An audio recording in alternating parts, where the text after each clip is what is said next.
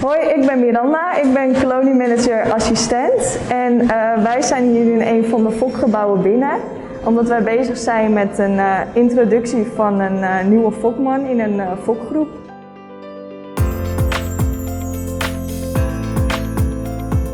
Wij doen de introducties omdat wij dus nieuwe baby's nodig hebben voor experimenten die over 4 jaar zouden kunnen komen. Pas over 4 jaar, omdat we de dieren pas gebruiken als ze 4 zijn. Dus wij moeten nu al bedenken hoeveel dieren wij nodig zullen hebben over 4 jaar. En daarom zijn wij nu bezig met de introductie, omdat we dus meer nageslachten nodig hebben. Wij hebben een koloniemanager en zij bepaalt aan de hand van DNA of een man interessant is of niet. En dat doet ze ook met de vrouwen. Dus bij de vrouwen gaat ze naar alle groepen kijken en denkt ze van, oh, die heeft mooie DNA, die zijn virusnegatief. Dat is een mooie fokgroep. Dat zijn mooie dieren qua vacht. En aan de hand daarvan kijkt ze dan of ze dan een mooie man heeft, die dus ook virusvrij is en die dus interessant DNA heeft. Of we dat kunnen koppelen. We doen de intro's niet alleen maar omdat we dus nageslachten willen hebben, maar we doen het ook omdat het een stukje welzijn verbetert.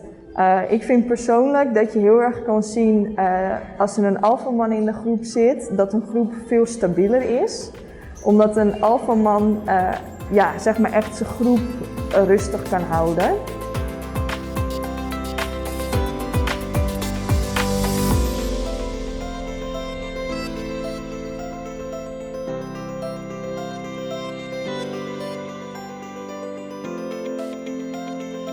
We verhuizen een volwassen man naast de groep waar hij in geïntroduceerd wordt.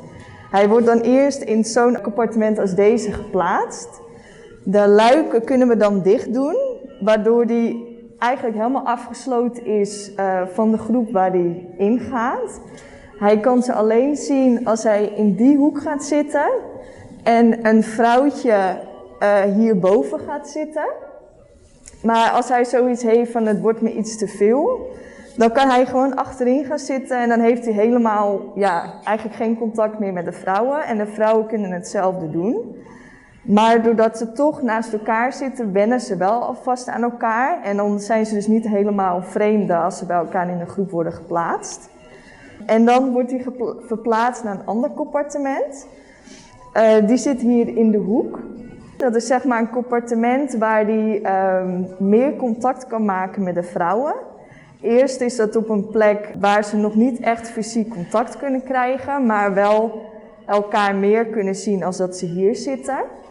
Op een gegeven moment kunnen wij daar een luikje open doen. En dan kan hij eigenlijk gewoon 24/7 fysiek contact door de tralies krijgen. Dus we doen dat eerst onder toezicht van ons. Dus dan dat hij bijvoorbeeld een uurtje de voorcompartiment krijgt. En dat krijgt hij dan een dag later weer en een dag later weer. En als we dan zoiets hebben van nou, dit blijft rustig, we zien geen agressiviteit. Dan laten we het luikje open. En dan heeft hij gewoon 24/7 contact. Als dat ook goed gaat, dan geven we hem ook een compartiment buiten erbij. Dan heeft hij dus kan hij op nog meer verschillende plekken contact krijgen met die vrouwen. En hij kan wat meer spiermassa opbouwen. Dan is het moment daar dat we de man in de groep introduceren. Dat wordt ook helemaal stap voor stap gedaan, onder toezicht. De eerste keer is het meestal een half uurtje tot een uur. Dat doen we dan een paar dagen achter elkaar, soms weken. En op een gegeven moment verlengen we dat elke keer. Laten we hem ook zonder toezicht in de groep, tijdens pauzes. En dan komt voor ons een heel groot moment. En dan mag hij dus ook 's nachts in de groep blijven. En als dat goed is gegaan, als we de volgende dag komen en we zien allemaal blije gezichtjes van de apen, dan is voor ons eigenlijk al een soort van de intro gelukt. Alleen dat mogen we eigenlijk pas 2 weken later zeggen, omdat er nog best wel veel kan gebeuren. Bijvoorbeeld na 3 nachtjes slapen kan opeens de hele groep denken van nou, we vinden je eigenlijk toch niet zo leuk. Dus 2 weken later, als het dan nog allemaal goed gaat, dan zeggen we dat de intro is geslaagd.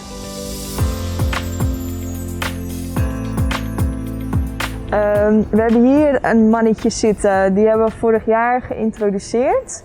Die heeft baby's geproduceerd zoals hij dat moet doen. Alleen dachten de vrouwen ongeveer een maand geleden, we vinden je toch niet zo heel leuk. Dus toen is hij de groep uitgezet. Wij herintroduceren hem dus daarom ook gewoon weer opnieuw om te kijken of het goed gaat. Nou ja, zoals je kunt zien gaat het op dit moment gewoon goed. Hij loopt met de staartboog en ja, best wel breed van zie mij, ik ben de baas. Er is een collega van ons die heeft een proefschrift geschreven over hoe wij introducties doen. Door middel daarvan kunnen wij dus onze kennis delen. We proberen het ook met andere apeninstanties te delen of met dierentuinen, omdat het daar natuurlijk ook gebeurt. Het is soms toch wel ja, lastig, omdat je die mensen natuurlijk niet dagelijks spreekt. Maar we proberen dat dus wel te doen. Ik zie het gedrag en de dieren in de hele kolonie. Onze taak is natuurlijk dan de intro's, maar onze taak als koloniemanagementassistent is ook om de hele kolonie zeg maar draaiende te houden. Als er een conflict is, worden wij ook opgeroepen. Dus wij proberen alle dieren 3 keer in de week te zien, zodat als er afwijkingen zijn, dat we dat snel zien gebeuren. Dus ja, voor mij is het eigenlijk hartstikke leuk om te doen en ik doe het ook elke dag met heel veel plezier.